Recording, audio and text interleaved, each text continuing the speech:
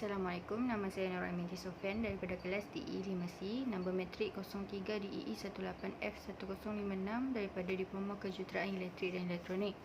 Nama penyelaras dan penilai saya ialah Puan Norzaliza binti Ghazali. Tajuk projek saya ialah assignment Dropbox. Ini adalah Lita dan saya punya model. Pengenalan. Projek ini diaplikasikan daripada pemerhatian saya terhadap assignment Dropbox yang dahulu, yang banyak sangat kekurangan. Antaranya ialah pensyarah leka atau sibuk membuat kerja harian, lalu tidak sedar apabila pelajar meletakkan kertas tugasan di dalam kotaknya.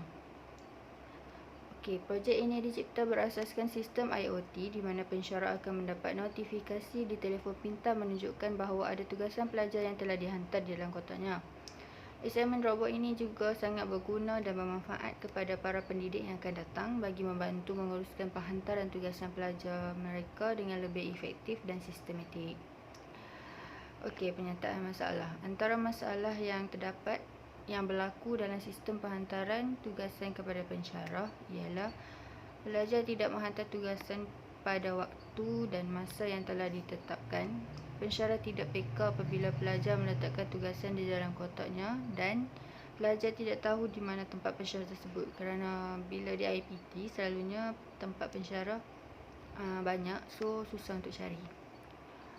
Objektif untuk projek saya ialah pensyarah dapat mengetahui penghantaran tugasan pelajar melalui notifikasi Telegram, dapat mewujudkan sistem penghantaran tugasan yang lebih efektif dan sistematik, dan dapat memudahkan bagi para pelajar menghantar tugasan kepada para pensyarahnya. Seterusnya ialah skop projek.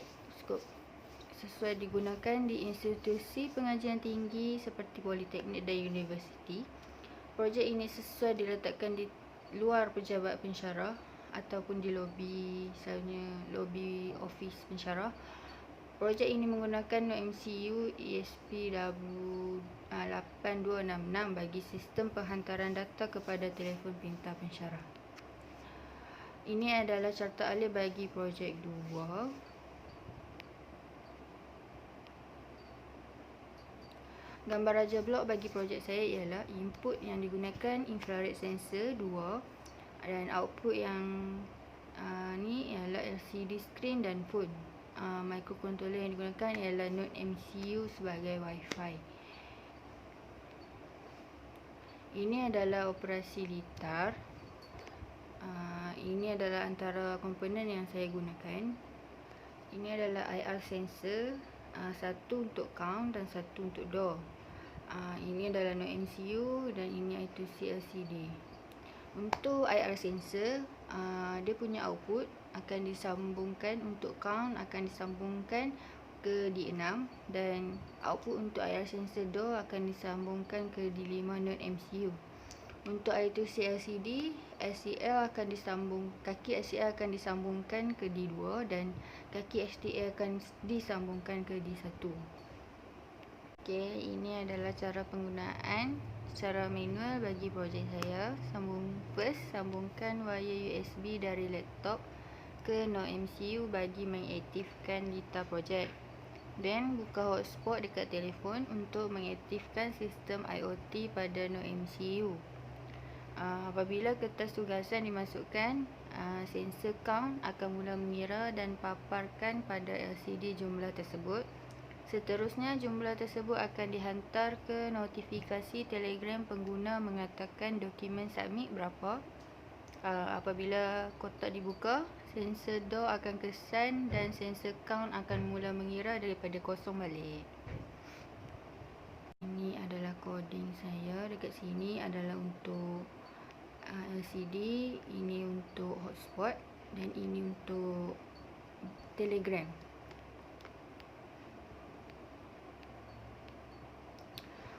Carta alih bagi sistem projek saya ialah mula dengan NodeMCU connect dengan Wi-Fi. Dan apabila kertas tugasan pelajar dimasukkan ke dalam kotak, sensor untuk door sensor untuk count akan kesan, dan dia akan start kira. Dekat LCD akan papar dulu berapa dokumen telah dimasukkan, dan bila dah ada wifi, di-connect dengan wifi dah, Node MCU akan dapat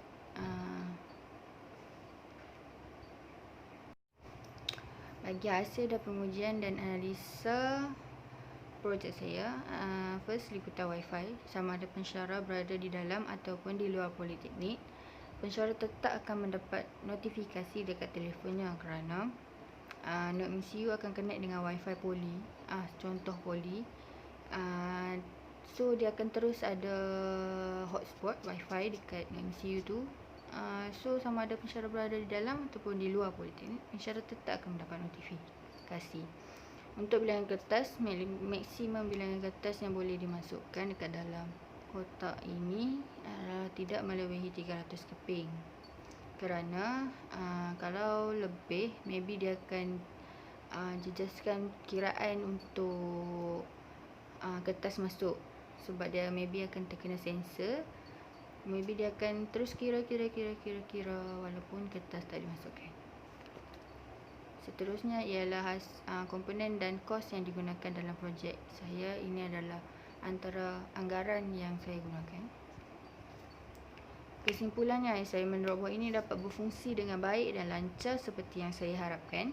Projek ini dilihat sebagai alternatif kepada para pendidik yang akan datang bagi memudahkan pengurusan penghantaran tugasan pelajar dan boleh dimanfaatkan untuk pendidik yang sangat memerlukan.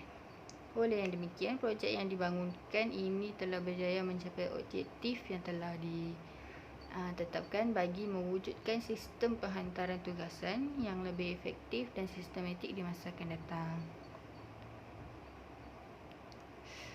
Okey, bagi cadangan penambahbaikan bagi projek ni adalah fingerprint pensyarah. Means bila pensyarah tersebut fingerprint, thumbprintkan dia punya ni, then baru kotak tu boleh buka. Means student takkan boleh buka kotak tu selagi pensyarah tak buka. So dia akan selamatlah kertas tugasan pelajar dekat dalam kotak tu. Second, RFID reader. Means bila pelajar nak meletakkan kertas tugasan dalam kotak pensyarah tersebut, dia kena scan dia punya kad matrik dulu, then pensyarah akan dapat notis siapa yang hantar dan berapa. Okey, ini adalah milestone untuk projek 1 dan ini adalah milestone untuk projek 2 saya. Sekian, terima kasih. Okey, saya akan memulakan demonstrasi bagi projek saya. Ini adalah kotak. Ini untuk projek saya ambil buat. Ni tinggi untuk kotak ni ialah 14 cm. Lebar dia 30 cm. Dan panjang dia adalah 40.2 cm. Kotak ni diperbuat daripada cardboard dan dibalut dengan wallpaper dan kalis air. Okey, kita akan mulakan demonstrasi. Okey, first kita akan connectkan dengan laptop dan upload coding.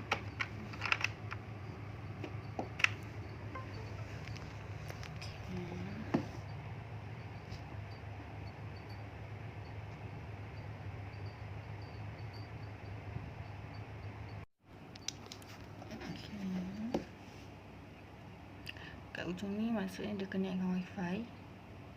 Contoh kalau tak ada wifi, dia akan pangkal kat ujung ni. Okey, sekarang kosong dokumen. Kita try masukkan kertas.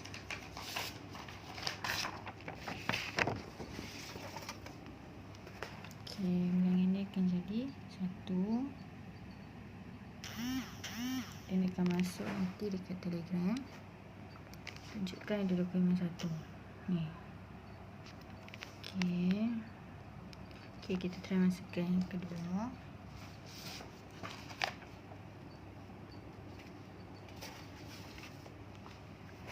Okey, dia akan tunjukkan 2.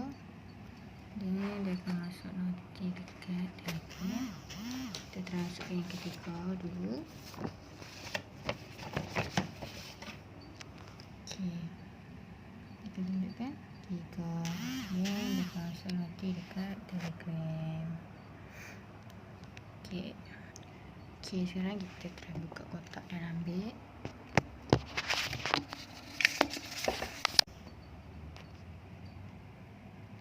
dia kosong. Sebab kita dah buka kotak, dan dia akan reset kepada kosong. Okay, sekarang kita try untuk tak ada wifi.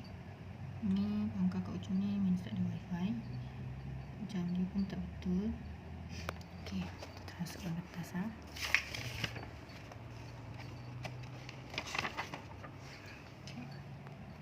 Dia akan papa satu untuk wifi kan. Okay, masukkan ke dalam dulu. Okay, dia akan papa dua, tapi tak masuk noti dekat Telegram pun. Okay, dekat Telegram tak masuk pun noti untuk bilangan 2 tadi. So means dekat sini dia akan tetap papa bilangan semasa, tapi cuma bila tak ada wifi dia akan takkan hantar kepada Telegram bicara tersebut.